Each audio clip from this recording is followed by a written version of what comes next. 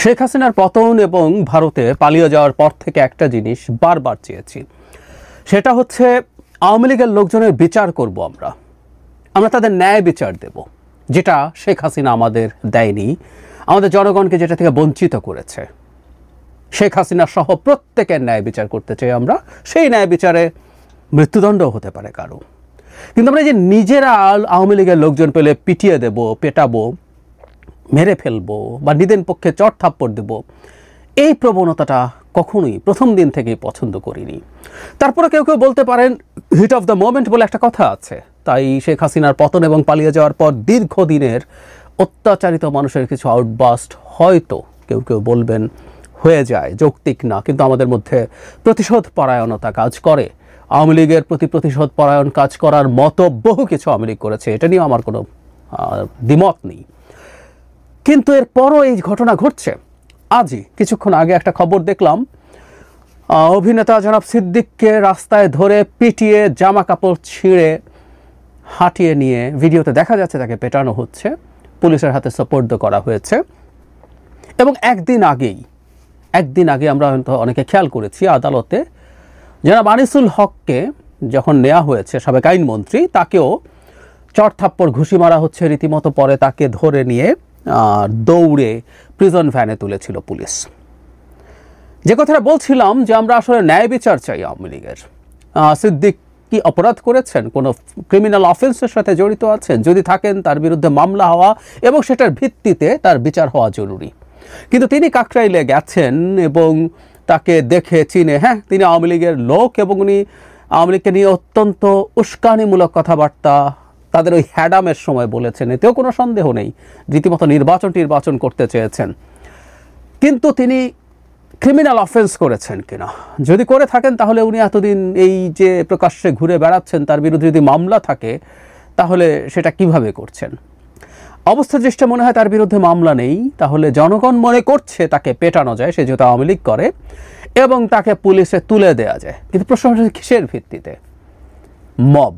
আবারও আমরা মব দেখছি, এবং মব চাইলেই এসব করে ফেলা যেতে পারে। এবং শেষ পর্যন্ত আমি জানি না পুলিশ মামলা দেবে কিনা, দিয়ে তাকে কোনোভাবে আবার ঢুকিয়ে দেওয়া যাবে কিনা জেলে। আমরা খেয়াল করেছি এর মধ্যে বহু মানুষের বিরুদ্ধে আওয়ামী লীগের বহু লোক বহু রকম অপরাধ করেছে আওয়ামী লীগের সাথে যুক্ত, কিন্তু ঢালাওভাবে হত্যা মামলা দেওয়ার একটা প্রবণতা আমরা দেখছি, যেটা এই জিনিসগুলোকে হাস্যকর পর্যায়ে নিয়ে যাচ্ছে এবং এক ধরনের মামলা নিয়ে ধান্দাবাজি শুরু হচ্ছে। আওয়ামী লীগের সময় এক ধরনের ধান্দাবাজি ছিল, সকল মামলা বাণিজ্য, এখন আর একটা ভিন্ন ধরনের মামলা বাণিজ্য শুরু হয়েছে। সো এই ফাজলামগুলো চলছে। জনাব আনিসুল হকের ক্ষেত্রে যে ঘটনা ঘটেছে সেটা ইভেন আরও ভয়ঙ্কর। আমি আদালত চত্বরে যখন পেটানো হয়, যেখানে তার আশপাশে পুলিশ ছিল, প্রচুর পুলিশ, এবং তার চাইতে জরুরি কথা, আদালত চত্বরে এই হামলাগুলো মূলত করেন আইনজীবীরা।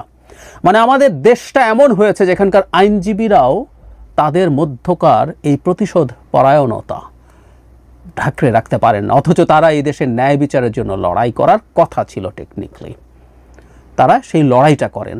আমি মানি যে আমাদের ইড আছে, আমাদের জন্মগত ইনস্টিংক্ট আছে, আমাদের রিপু আছে, এগুলো মাথাচাড়া দিতে চায়। আমাদের ক্রোধ থাকে, আমাদের প্রতিশোধ পরায়ণতা থাকে, আমাদের লোভ থাকে।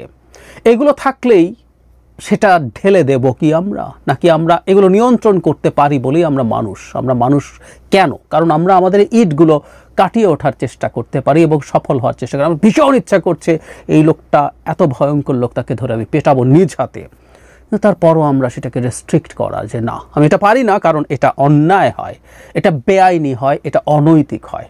কিন্তু এই কাজগুলো ঘটছে। কিন্তু শুরুর দিকে যে কথাটা বললাম যে হিট অফ দ্য মোমেন্ট, 5 তারিখের পর 2-4টা 5টা 10টা ঘটনা এমন ঘটা, আমি তখনও সেটা চাইনি, সেটার প্রতিবাদ করেছি। আর 9 মাস হয়ে যাওয়ার পর একই ঘটনা ঘটা কিন্তু ঠিক না।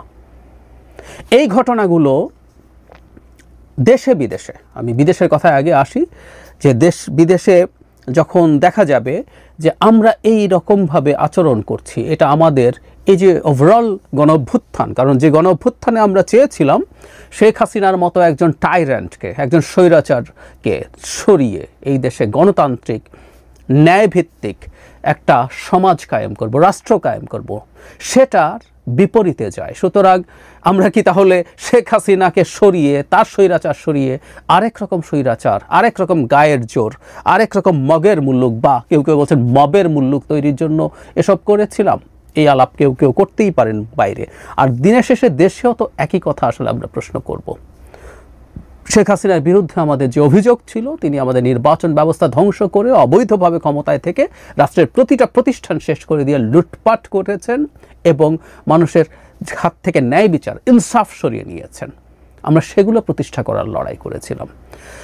যে যাই বলি না কেন, যেভাবেই ব্যাখ্যা করার চেষ্টা করি না কেন, আওয়ামী লীগের ওপর এই ধরনের হামলাগুলো আমাদের গণ অভ্যুত্থানের স্পিরিটকে নষ্ট করে।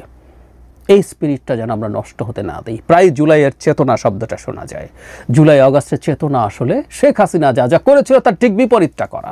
সুতরাং যখনই আমরা একজন সিদ্দিককে পেটাই, জনাব আনিসুল হককে পেটাই, আরও অনেকেই হামলা শিকার হয়েছেন, শামসুদ্দিন মানিককে পিটিয়েছিলাম, ইভেন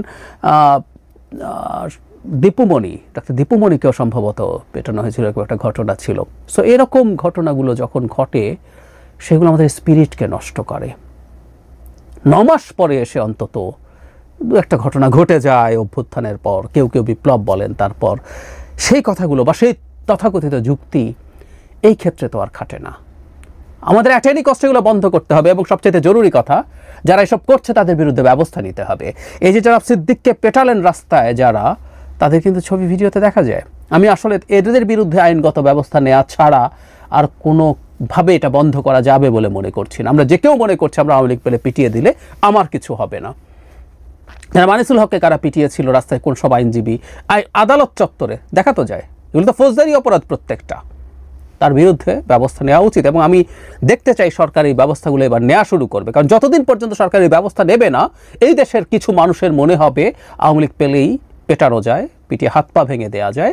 ওই যে কিছুদিন আগে একজন ছাত্রলীগের নেতাকে ছাত্র দলের কয়েকজন মিলে পাড়া দিয়ে শহর ঘুরিয়েছে রিকশায়, এগুলো করা যায় বা মেরেও ফেলা যায়। এই জিনিসগুলোর ব্যাপারে আমাদের সতর্কতা জরুরি। সরকারের পদক্ষেপ দেখতে চাই, খুব দ্রুত দেখতে চাই।